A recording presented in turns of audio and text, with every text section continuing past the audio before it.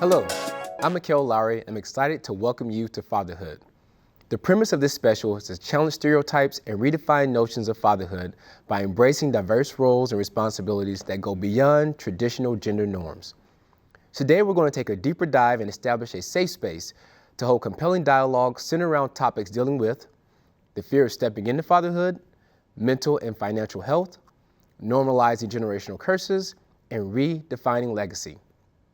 Here to help me break down this much-needed conversation is the founder of Compleo Fitness, Michael Campbell, Senior Treasury and Financial Operations Manager, Desmond Jackson, Real Estate Agent, Brandon Hughes, and Life Consultant, Chima Unwuka.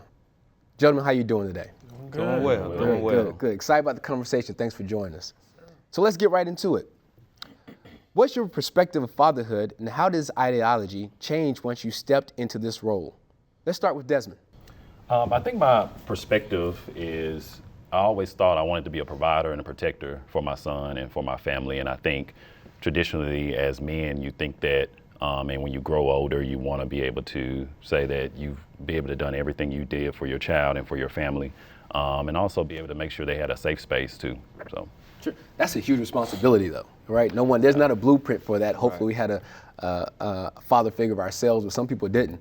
Brandon, what are your thoughts about that? I do agree with what you're saying, but also to add to that is that being responsible, showing that, you can be a responsible adult with children and still have fun at the same time. Right. I think that's important. And also, setting that foundation of faith, showing your children that men do pray. And that's very important in my household is that, setting that temperature, controlling that temperature around our faith and foundation. Definitely important for me as well. We all need a foundation when it comes to that as well. But Michael, how about you? How did your relationship with your father impact your experience in this role? Well, for me, my father, he was present in my life for the most part. Him and my mom, they're still married to today. With my father, he battled with drug addiction. Mm-hmm. So, regardless of that drug addiction, the days he was sober, he come in, he always kept us in the Bible. Regardless if he was going through that addiction, every Wednesday he didn't miss. Regardless of what he did outside the home, he always came in. He always made sure that we stayed instilled in God, stayed instilled in the Bible, and so that was one thing that always stayed with me through my whole life is regardless of what you're going through, you still have to be there for your kids. Being present. Right. And that's the main thing for me. Sometimes having children keeps us centered, yes. And your father, even though he had that addiction, which probably helped him become a better man, is that he didn't want you to go down the same path. Yes. That's an interesting aspect of it. Chima, tell me about your first initial reaction of knowing you're going to become a father. What was that like? It was an amazing feeling. I would say though, just to be transparent, when I found out that I was going to be a girl dad, it was a shock. Mm-hmm. Everybody had their myths and stories about, how my wife was carrying and the way she was carrying, how she was looking, that we were going to have a boy. So when that reaction that I got when I knew it was a girl, it was a shock because I was like, oh, we having a boy. But however, when I knew I was going to be a girl dad, I embraced it. Cool. It was exciting. Me and my wife, we planned when we were going to have kids. So everything was just amazing. Everything went well. Yeah, I embraced it. Embrace it, man. I'm a girl dad 3 times over. So, Well, I need to take tips from you. They're a handful, but it's always a blessing as well. So, but Brandon, you're the newest father here. I am. So, tell me some emotions you've grappled with, because how old is your son now? My son is now 1 week. 1 week? 1 week. So tell me about those emotions you've had in 1 week. Wow, so in 1 week, it's life-changing. They say no sleep. There's definitely no sleep in the household. He wakes up every 2 to 3 hours to be fed, and so my wife is nursing, and so I have to, like I said, control the temperature and make sure that she has everything that she needs, to keep her going, dealing with, postpartum. You never know what you're going to go through after giving birth. So that's important to me, is making sure that she's comfortable inside the home as well. Man, your wife's going to be glad to hear that, right? That's a lot of emotion in a weekend. Yeah. For 1 week and your first child, I remember me, it was like, don't drop her, or whatever. Yeah. So tiny. You're so fragile. So that's important. Great. Congratulations again. Thank you. So Desmond, what are your thoughts on the importance of positive representation as role models as Black fathers with their children? Extremely important. You don't generally see it. I know growing up when I was in grade school, I did not always see my friends with father figures. I did not see my friends' fathers pick them up from school, things like that. My dad was on the road a lot. He was a truck driver. And so just having that representation for myself was important to me. And then also I had other friends who had father figures too. And when we got together, those father figures were friends too. And we were able to see that relationship and that bond of being black men, and the importance of that and how that trended down to us as men too, as young black men. It's so important for us to be good representations because, we may be representing for some people who don't have the father figure in their home. And you know what, they see what you do, right? And it's one of the mottos for 100 Black Men is what they see is what they'll be. Mm-hmm. So that's an immense responsibility. Well, great conversation, gentlemen. Let's unpack this next topic, which is the fear of stepping into fatherhood. Mm-hmm. We must admit, fear is a common and natural sentiment that many Black fathers experience when stepping into a space that's been negatively stereotyped for decades. What are your thoughts on this depiction of Black fatherhood, and how did fear play a part in your approach on taking on this responsibility? Michael, how about we start with you?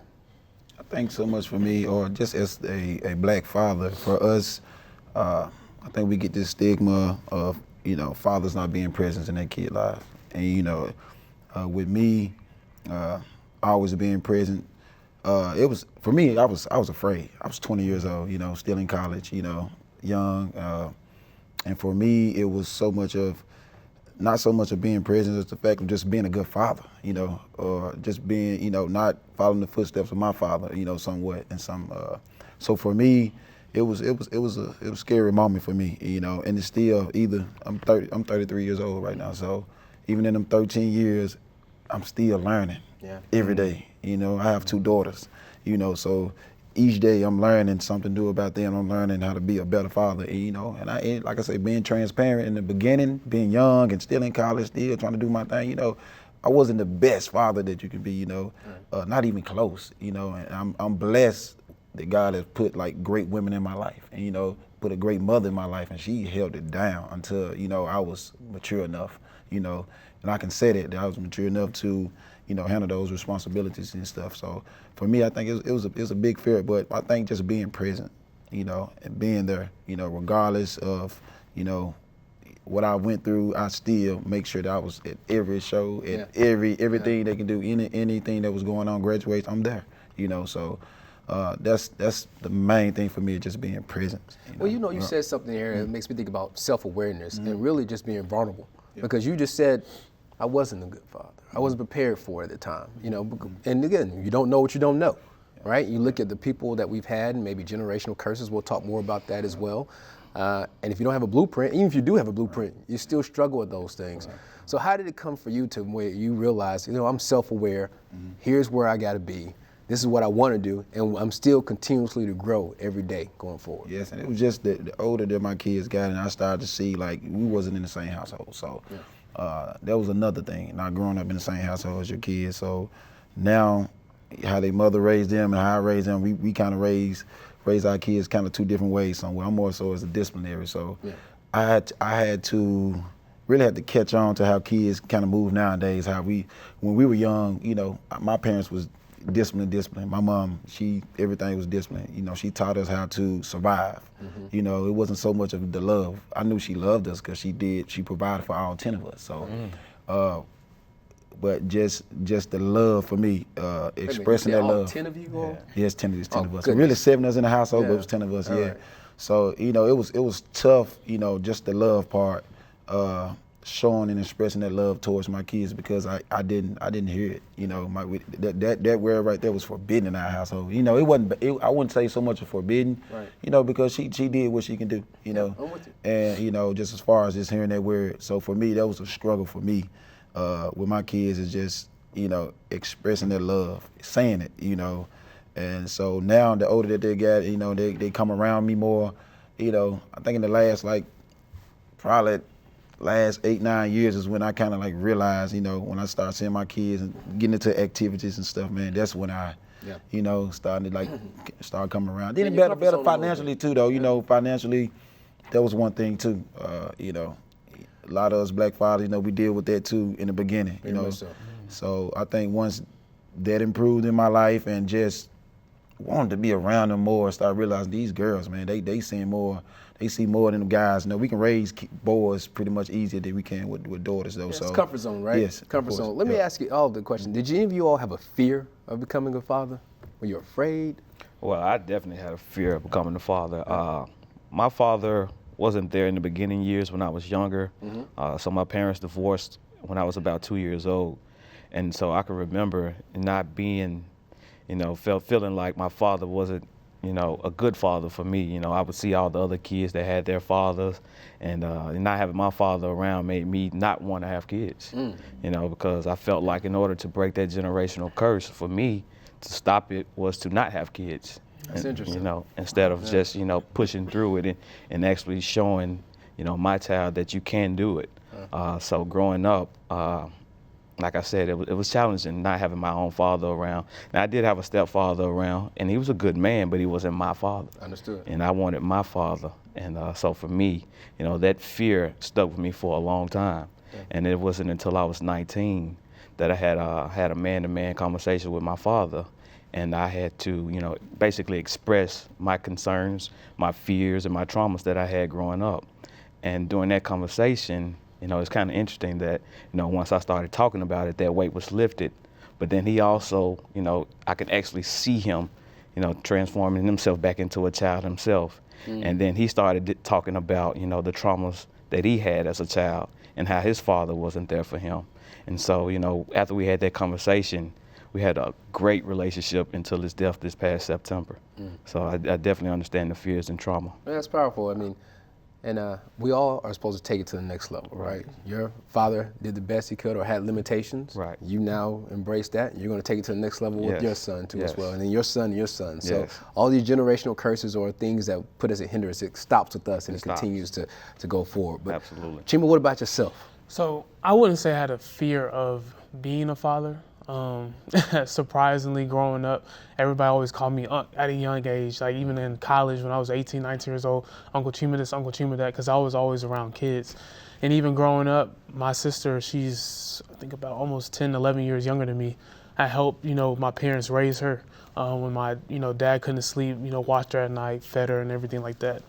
But my fear was more so becoming or being a great father. And we talk about providing, being there for your child, but I'm talking about like more emotionally, like just providing the love, telling her that I love you every day, making sure you give her a kiss before she goes to daycare, things like that. I don't want to take for granted because I just want to emotionally be there for my child. And I think as fathers, especially Black fathers, I don't think we do that enough. I had this conversation with colleagues before. How many of your fathers tell you that that they love you every day? Right. And I didn't realize that was a thing until I was 20 years old. And I asked one of my coworkers. He was talking in the break room. He said, I told my son that I love him. I said, you tell your son you love him every day? And he said, yeah. I told my son and my daughter that. I said, that's interesting. That love word I don't use a lot. I mean, maybe so. Father's Day, different holidays, but in my household, both for my mom and my dad, it just wasn't used. And maybe that was a cultural thing or whatever the case may be, but that just wasn't used a lot. So now what I do as a father now and then being married to my wife, I start doing that more to my father. Because it was weird at first, telling another man that I love him. Right. But now I'm starting to embrace that and get my siblings to do the same thing. So emotionally, wanted to be there for my child was my biggest fear. Like, how can I do that and embrace it? Do you all think, and Desmond, I'll ask you this question, and please jump in, but do you think the media has played a part in any of those fears? I know what you just talked about. You both mentioned about your fathers and what things were done in your households. But what do you think, has the media played any part of the fears of becoming the father? What do you think about that? I think so. I was going to mention one of my greatest fears was the environment I was raising my son in.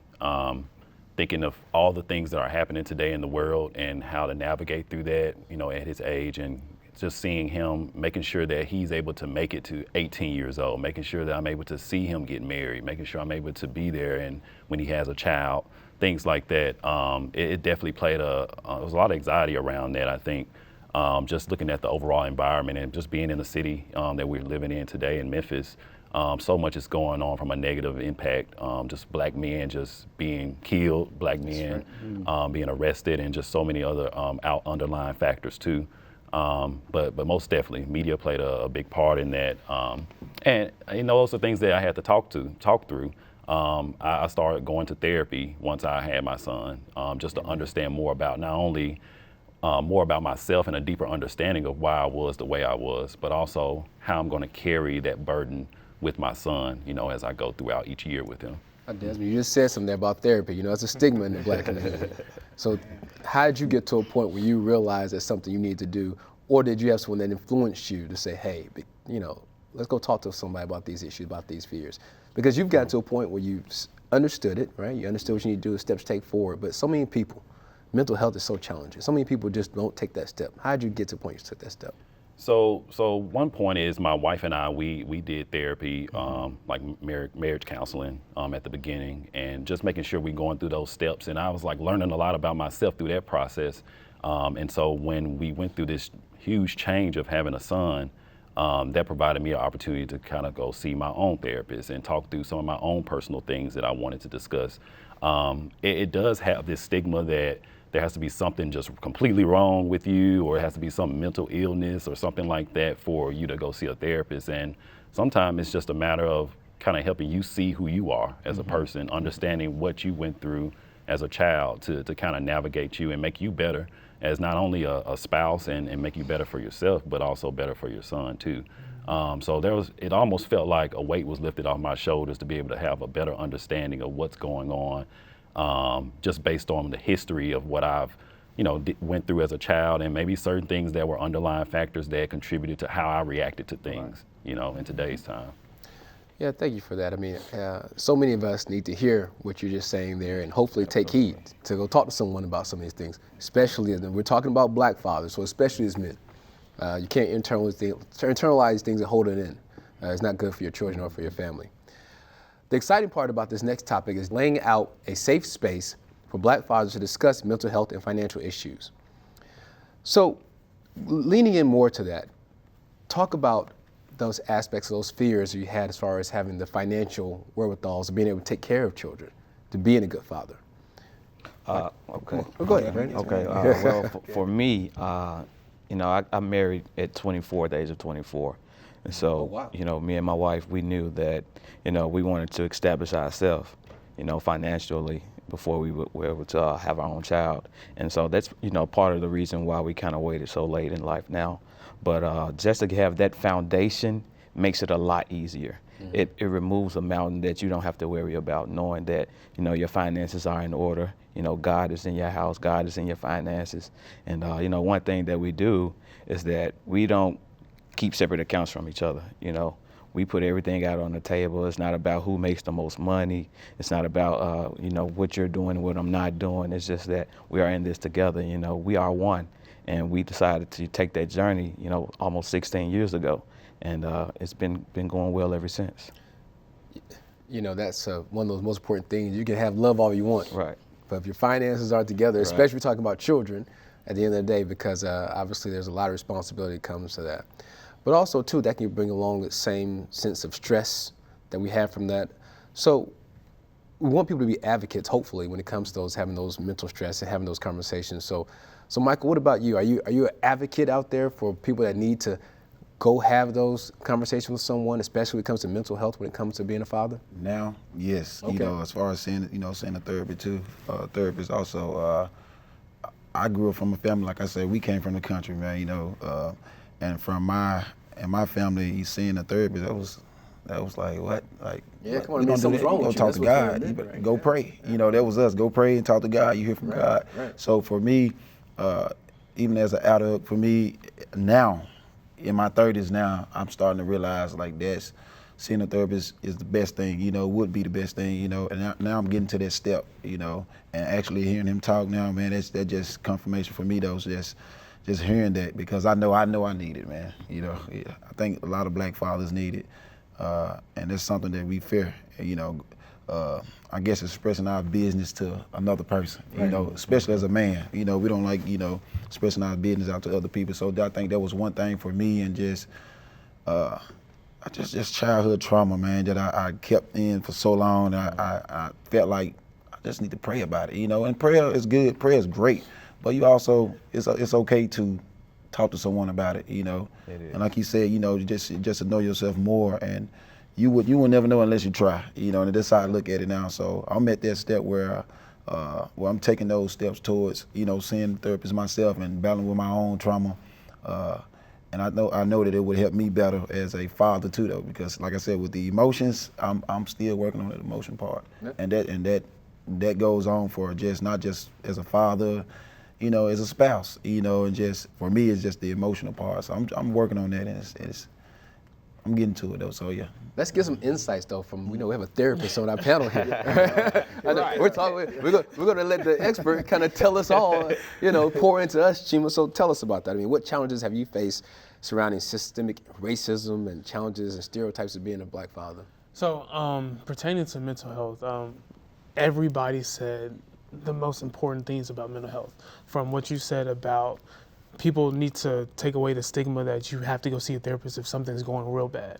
Or even from what you said that prayer is great, but when we talk about going to the dentist or going to the doctor, we don't just say pray about it. Like pray, make sure your teeth are good, or Right. pray that, your medical concerns are going away. Like God put these people on this earth for us to go to them. So therapist is one of them. So yes, I have a therapeutic background on mental health, talk about it all the time.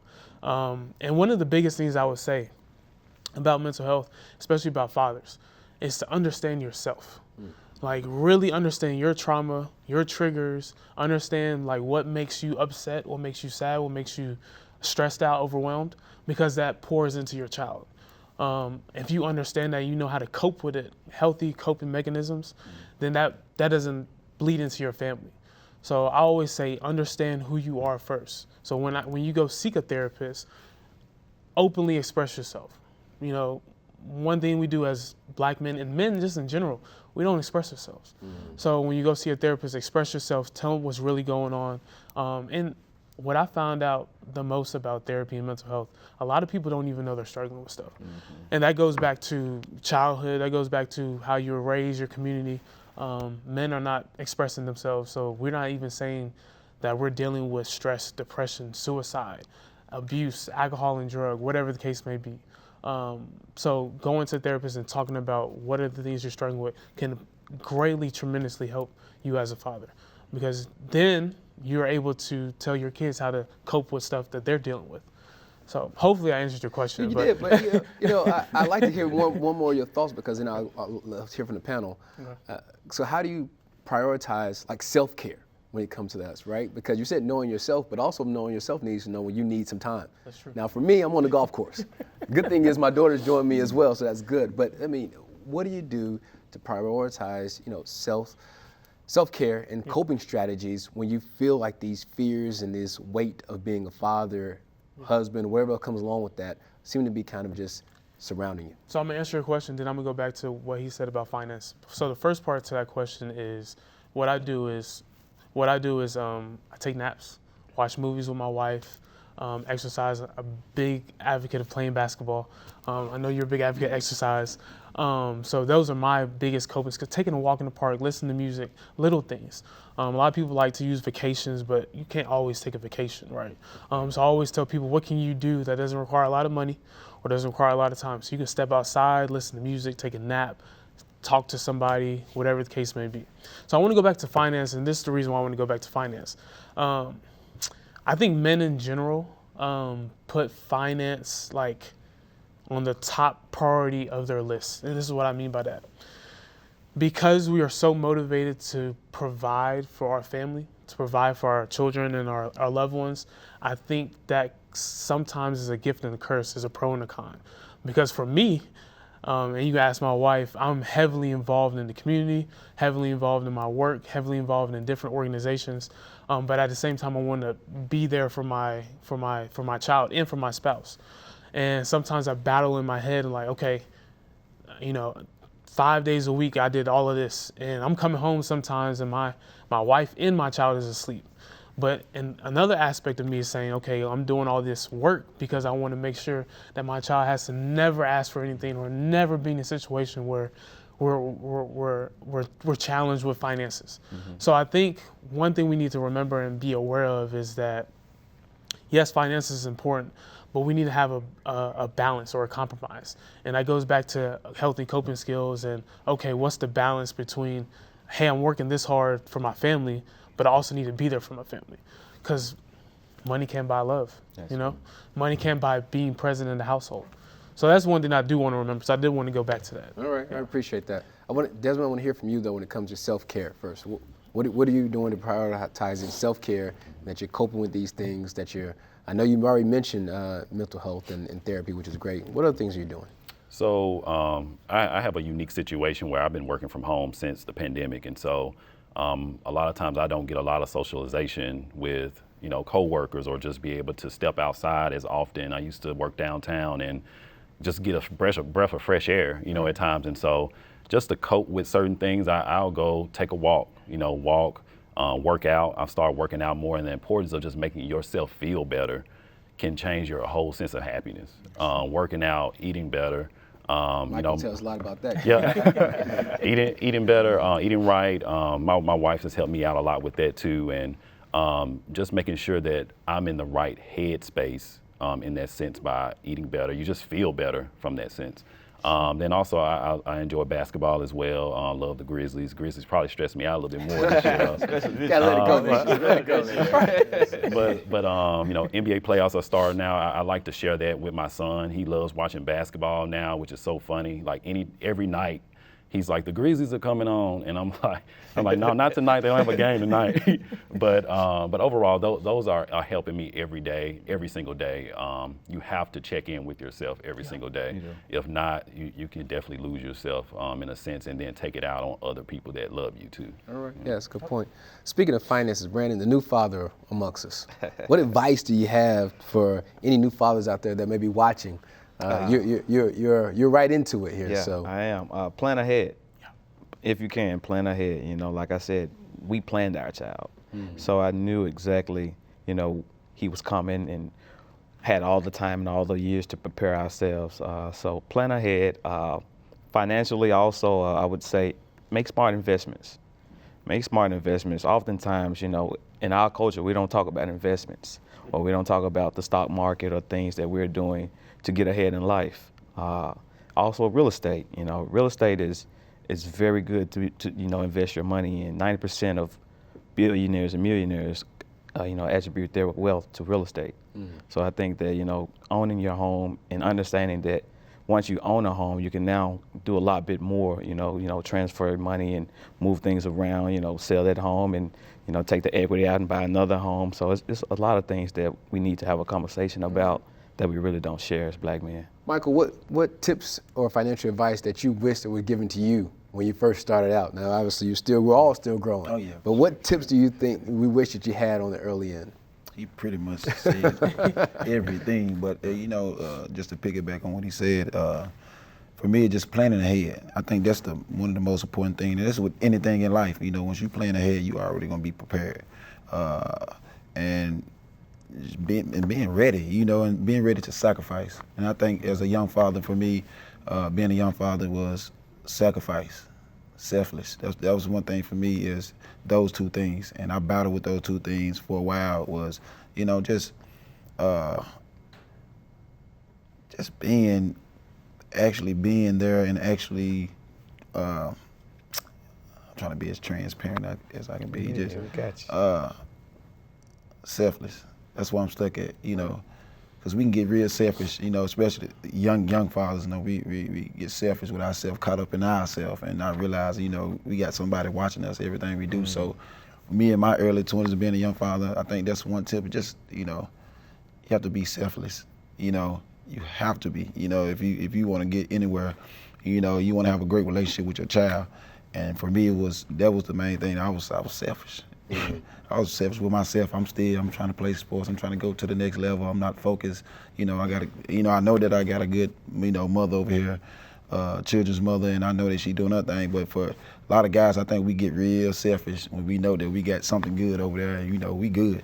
As long as I'm taking care of myself right now, I take care of them when it's time. So for me, that was a main thing for me as a young father, just still, out here and, partying and just trying to live for me, and eventually, it's a wake-up call. And for me, my wake-up call was, my daughter's mom, she contacted me one day, was like, your daughter, she asking about you, she want to be around you more. And she said she was 9 at the time, like she want to be around you more. And that was one thing that just woke me up. And from then on, I ain't stopped since then though. So, that's one thing, just selfless. You have to be selfless, man, in this world when you're a father. And young guys, we battle with that, and I see it a lot now, just, living your life and not just realize, you got a kid right here watching everything you do. Now they got social media. They watching everything you post, everything. Trust me, and they gonna repeat it back. You better give them an alternative. Trust me, Better give them an alternative. Trust me, they gonna repeat everything you do. So, Oh, wow. Yeah. Amazing dialogue, brothers. Switching gears, historically, traumas such as slavery, segregation, and systematic racism contribute to the perpetuation of generational curses among Black men. During this part of the show, we're going to find ways to bring forth healing in traumatic situations. So, brothers, tell me about that, your thoughts when it comes to those things. When you've had these situations, we talked a little bit about backgrounds and how our fathers have impacted the way we're parenting today. But Desmond, how have you dealt with maybe some traumatic things you had in your past or even in your wife's past that helped you shape how you parent today? I would say, and I know you mentioned generational curses as well, but one thing that we have a challenge of in the Black community in general is our health. My father, he's a diabetic, and growing up, you don't really consider what that means. But when you get into an adult space, you realize, man, I'm drinking cranberry juice, Kool-Aid all the time, eating donuts, Krispy Kreme donut, hot light on, all these different things. You're not thinking about how that affects you. Yeah. And now with raising my son, I've started learning. When I got to college, I learned how to cook. My mom cooked a lot, and I understood the benefit of putting the right things in your body, but also understanding that it's okay to have a good time and enjoy yourself too. Mm-hmm. You don't have to put these strict limitations on yourself. Balance it out, and balance is everything when it comes to, just being a person and being a Black father too. So with my son, I'm already starting him off on, he thinks sparkling water is juice. So he drinks more sparkling water and water than anything now. Just understanding, just building those health habits early on in the process so he can understand what that means. And so those things that carried in from my father being a diabetic, hopefully, I'm straining away from it too, but hopefully my son can also, break away from that, curse of high blood pressure, diabetes, and things like that. That's so prevalent in our community. My father struggles with that as well. And so you do things, hopefully, that it doesn't affect you the same, and you don't want your children to be affected by that as well. Chima, how does, issues as Desmond just, related to, and especially when it comes to just mental health challenges such as trauma, depression, how do those affect men and being a father? Well, I think we talked about it earlier. When it comes to mental health, like I said, I agree that everybody or all fathers should, seek out a therapist. And when I say seek out a therapist, nothing has to be quote unquote wrong with you. Just, for your mental health, for your mental sanity, making sure that, you hit the marks that you need to hit as a father. Making sure that you're not bringing baggage to the family, to the household, to your children that, that you're not carrying on from your childhood. Depression, believe it or not, a lot of people go through depression, don't even realize they're going through depression. A lot of people go through anxiety and challenges, and a lot of Black men deal with substance abuse, specifically alcohol, even drugs. And that's the ways they're coping with certain stressors in life, whether it's their job, their marriage, or their family. So understanding, the things that you're struggling with and seeking out a therapist, seeking out a mental health consultant or whatever, being able to express yourself and being able to heal yourself in that way is going to carry a long way for your child. And then something that Mike brought up earlier about your partner or your spouse, I think as fathers we need to, because he said something about showing whatever we do, our kids are watching. Mm-hmm. So I don't know if we've talked about this as much, but showing them that we are respecting our partners, the child's mother, because believe it or not, you know, yes, single moms and single dads have said, I can do it. I can definitely raise my child on my own. But it's even easier and better and more effectively when you have two people involved, right? So showing your children that you're respecting their mom, showing your children that, you know, you're giving gratitude and thanking them and, you know, treating them in a respectful way, I think goes a long way for our kids to see, especially our sons, and especially our daughters. Because if we're raising daughters, we want them to show what men are like and what those men need to be for them. Right. So I think that's very important for what he said earlier too. So. Yeah, I agree. You know, it's you want to have as many positive moments as you can, Correct. because there's not going to always be positive moments. Correct. Right? But if your children see more of the positive side, and then when you have those moments that are not so positive, whatever it may be, disagreements, because you're going to have them, hopefully they'll see, okay, well, that's just a moment in time. That's a space. So because Michael, you did bring that up. So thinking about that as well, you know, what things have you intentionally put in place to say, okay, I want to make sure I'm communicating this way around my daughter when it comes to her mom or whatever it may be, but also being the best father you can be. So what strategies have you put? What things are you doing intentionally to make sure they're having those positive relationships? One thing is, like you said, is you know, how you treat them too, how you treat your children's mom too. So they're paying attention to that, you know. So with me, like I said, as a young father, like I always piggyback on you know, as a young father in my 20s. I was big on, I love to debate, I love to, you know, so, you know, debates end up getting into arguments and stuff like that, turning into arguments. So, you know, we was big on that. Like, we never had any fights or anything like that though, but we always debated on things. I just say debate. And, you know, and now, debates, yeah. So, you know, my kids are like that now. They're like that with me. They would debate with me. They think they know it all right now, so you know they would debate me. Just coming back on where they you. get from though. Yes, man. For me, man. I can't say that. So you know, I'm so used to being like this. You know, when they first was born, I'm used to being like this. Like I said, this strict father. You know, in my mind, I'm thinking like I'm gonna be the strict father, like my father was, and like you know my parents was. You know, so now, you know, learning like the new age kids are a little bit different these days. So for me, just also learning your kids too. You know, learning certain things. So, you know, for me it was, you know, we gonna eat whatever mom cooked. Now for our young kids, you know, they want one of them want Chick-fil-A, the other want McDonald's, the other want this one. So, you know, for me, when they were younger, I was just like, nah, y'all gonna eat whatever. Right. You know, so I had to learn. That's one thing, we just learning your kids too. Also, just you know, just learning them. You know, because if you want to still be stuck in your ways, you're gonna, you know, I don't think that you know your kids would, you know, the relationship going to be there like that. You know, so for me, you sowing seeds right now for Brandon, because right now, I'm listening. Yeah, his son eat whatever they feed him, and on the schedule and everything. To a certain extent, give them, yeah. So I'm a pretty much healthy eater too, though. So I try to get them to eat what I want to eat, but they ain't going for that. They want the wings. They want. It's okay once in a while. Yeah. It's good to play a little bit though. So yeah, just learning your children too though. That's one thing too though. So not being stuck in our ways of being this father just want to, you know, run everything though. So for me, just being like that, even with their mothers, to piggyback on that, just, you know, how you talk to them, how you treat them and stuff like that. So I try to be as respectful. And one thing about me, with my daughters, I always did things. I'm opening the door for them. You know, my daughters now, they're at the age now where sometimes you'll forget, you know, you get in the car with them, she'll stand there.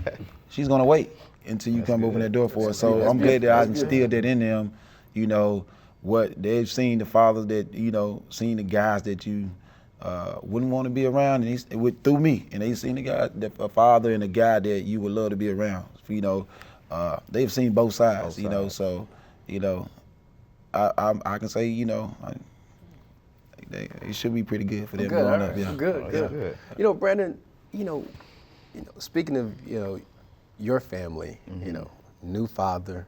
You told me how you've had it, you know, a little bit more mature, because you got a lot of sound advice, right? That some of us, and when we were having children, you know, in 20s and 30s, right, you know, it just wasn't there.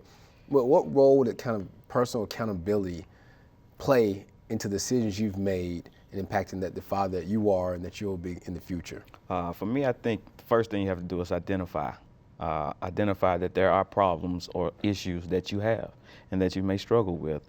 And so I wanted to kind of get all of that out the way before my child before my child got here. So the therapy, as you said, going to therapy helps a lot to identify with the issues that you're struggling with and dealing with the past traumas. So a lot of the past traumas that I had was passed down from my father.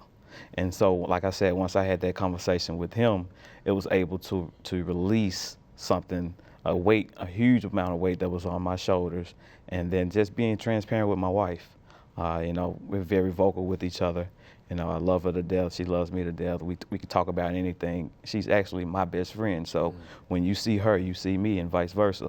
So just setting that tone and being the head of my household, having that Christian background, letting that linger in your house. And I think that helps us a lot, and it put us in the right position to be where we are right now to have my son. Yeah. Desmond, what about you? I have to piggyback off of what you said.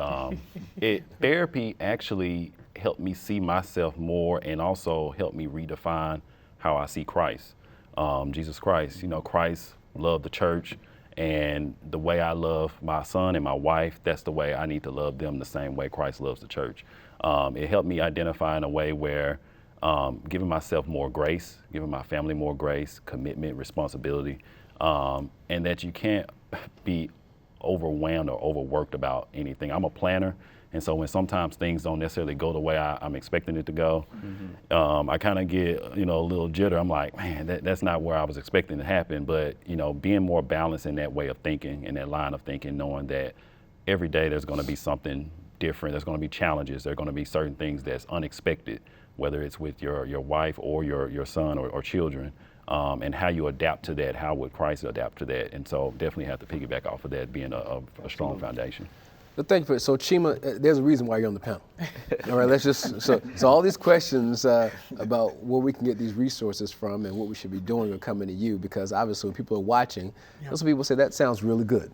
That's great. Now tell me something I can use. So Chima, where would you suggest, what resources are there available for people dealing with such issues? So believe it or not, it's 2024. Google is a thing. Your phone is a thing. Social media is a thing. You can get access to a therapist way easier than you could 30 years ago, 20 years ago, 10 years ago, especially post-pandemic. There's one thing I love about Memphis. People talk about the negatives of Memphis and the bad things about Memphis. One thing I do love about Memphis is organizations. There's plenty of organizations, companies, businesses that provide resources for these type of things. Provide resources of fathers, single men fathers, or fathers that need help with different things like that, or anything about children. There are resources for all of that stuff. And Memphis does a great job of having so many organizations that help with all these resources. So when I mentioned Google and like internet and social media, it's a click away. We're always on the phone. We're calling, we're texting, we're on Instagram, Facebook, whatever. You can literally Google what you need and it will pop up. Chima, I think the issue is we don't know if they're good or not. Right. These are obviously important things to us, and obviously a lot of black men just aren't used to opening up that way. Yeah. Black people, period. Yeah. Let's just let's call it as what it is.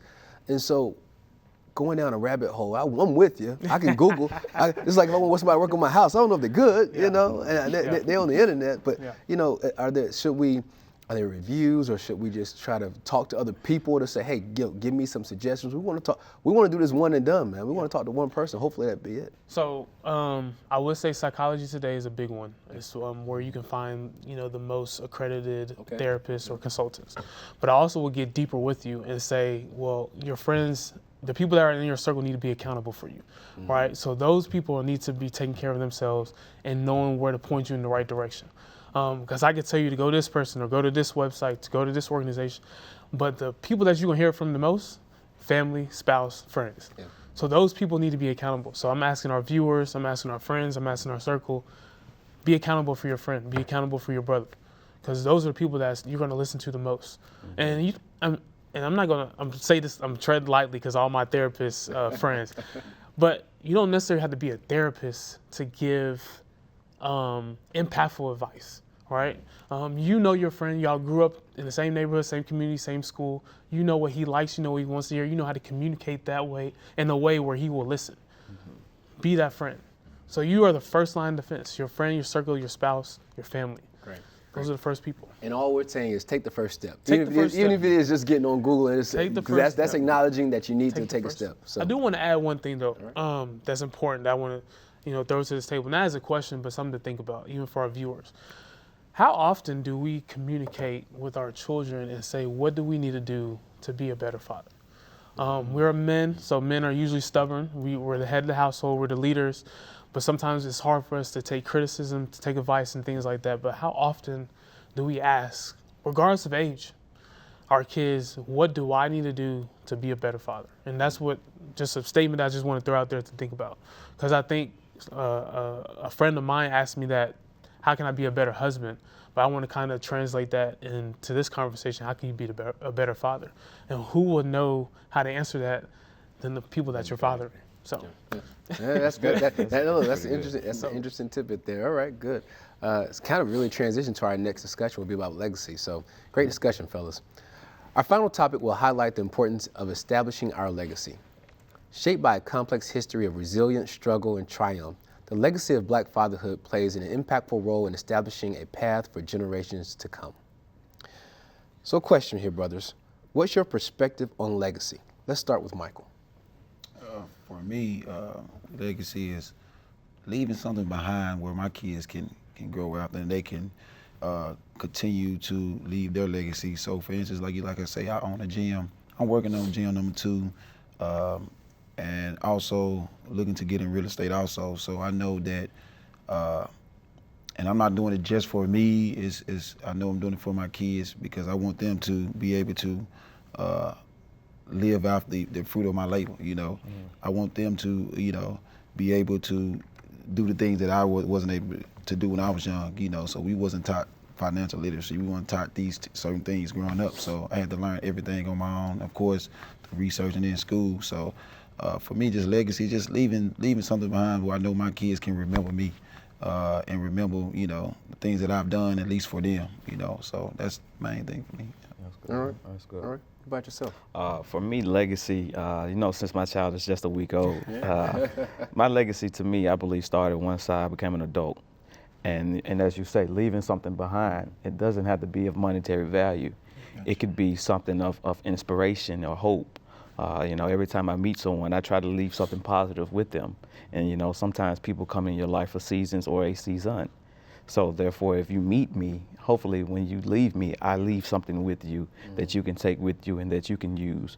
And then hopefully it impacts your life, and then you do the same for someone else as well. Yeah, good point. Jim, how did fathers or male guardians play a significant part in your role as far as understanding the importance of leaving a legacy?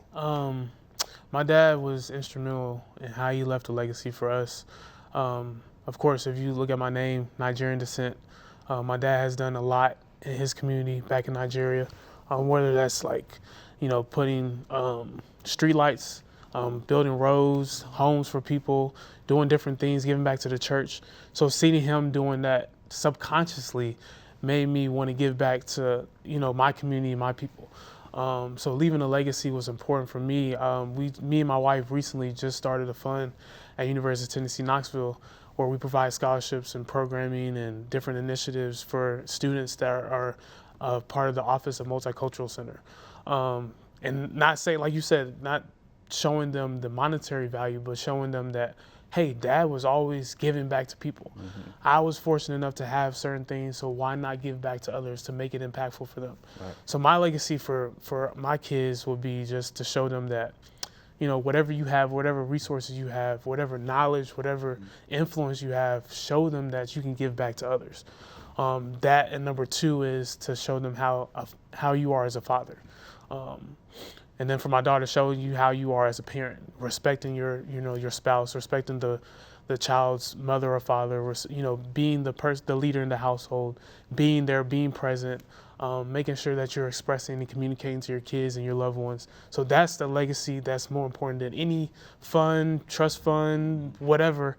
That's important to me as the father of my kids, is to leave, myself and my presence, my influence, and my impact. So. Desmond, speaking of legacy, they say it was reported that the importance of leaving a legacy extends beyond just your family. That's right, probably impacting the village, so to speak. Talk to me about your thoughts about that as well. Of course, you're leaving a legacy for your children and things of that nature, and you want to expound upon them, but how can that also affect your overall community? Building a proper network around your children is very important. Like I said, I grew up in the church. I grew up in the Baptist church, but now Seventh-day Adventist. And I think being able to provide that viewership outside of my son just seeing me, my wife, grandparents, who else he's going to see. He's going to go to school, making sure that he's in the type of school that is relatable to the things that we're teaching him, whether that's a Christian school or some sense of that, but also keeping him in church, being more involved in church. I got a chance to see my father. My father was not baptized when I was younger. He got baptized when I was in high school. But when he got baptized, just seeing how he poured into the church, he was involved in the church. He did just about anything you asked him to do in the church, but also made sure that we were aware and self-aware of being at church. Not just going to church, but being consistent about it and showing a sense of responsibility into that. So I think your network, building outside of your immediate family is extremely important. And then you also have other organizations you can get involved in, family organizations that will essentially put your children in a space where you have like-minded individuals like yourself and your wife or your spouse. So I think it's so many other potential opportunities outside of immediate family to make sure that legacy is left with your children. I know we talked a little bit about the assets and things like that too. From my perspective, I graduated college and when you graduate college, you're expecting, I'm getting a job as soon as I graduate. But it doesn't work like that. And one thing I did want to provide my son is, the assets are important in the sense where that was a stressor that I had early on in my life, 22, 23 years old, like where I'm going to work, what is my career going to look like, how I'm going to be able to save money and start a family. I think just having those abilities and providing my son with those on that structure at the beginning of his life will make his 22, 23-year-old time frame hopefully a bit more smoother, where he doesn't have to concentrate so hard on the finances. He'll have real estate or assets to rely on if he needs money for something. He doesn't have to come back to me all the time and say, "Dad, can I have some money for this?" He has the ability to do that. So, important. So yeah, it's definitely important. I think all those aspects are important. Yeah. But does that bring along a sense of stress as far as leaving a legacy? Because I tell you, I have 3 daughters. And so, you're talking about trying to leave something behind. Legacy is important, but, I'm trying to make sure I've laid the foundation that if something happens to me and things of that nature, that they'll be okay, or at least putting those things in perspective. So it's all great. We all know we want to leave a legacy. But Michael, does that bring a little bit of stress, or is it just me? Of course. You always going to worry about your kids anyway. So for me, I wouldn't say it's a big stress for me, but yes, that's one of the things, because you working hard. You working, you working hard for them. So that part by itself, I say, would be the stress part behind it. Just worrying about them and how they're gonna live if you leave today. Are they gonna be okay? So for me, it's so much of that than anything though. So yeah, just the work I'm putting in day in and day out. I'm doing it. I know I'm doing it for them. So it's that's the stress behind it, because I don't want them to, like he said, piggyback on him. I don't want them to get, get to 22, 23 and have to worry about anything. I want them, I'm gonna make sure the foundation for them is already set, and that's just on the financial side. Other than that, I want to leave. I want to leave as far as legacy. I want to leave back, the spiritual background that I grew up from, and that's what got me through life and continue to get me through is my faith. And to have that faith even through, the good or the bad. My faith is so strong, man. I'm telling you, I really don't stress too much about other things other than that, because I know, like, God got me. There you go. And that's my number one, and everybody that has trained with me in the gym, they know my one thing that I always say. If they say they struggling or they hurting or I'm training them too hard, God got you. That's my go-to slogan. We may all need to go work out with Michael. Right. God gonna see you through this workout. You got one out. All right, listen, amazing conversation. I would like to thank my panel of fathers, Michael Campbell, Desmond Jackson, Brandon Hughes, and Chima Onwuka, for being a part of this empowering conversation. And to my fathers out there, always remember, a father is one of the most unsung, unpraised, unnoticed, and yet one of the most valuable assets in our society. And today, we change the narrative. Thanks for watching.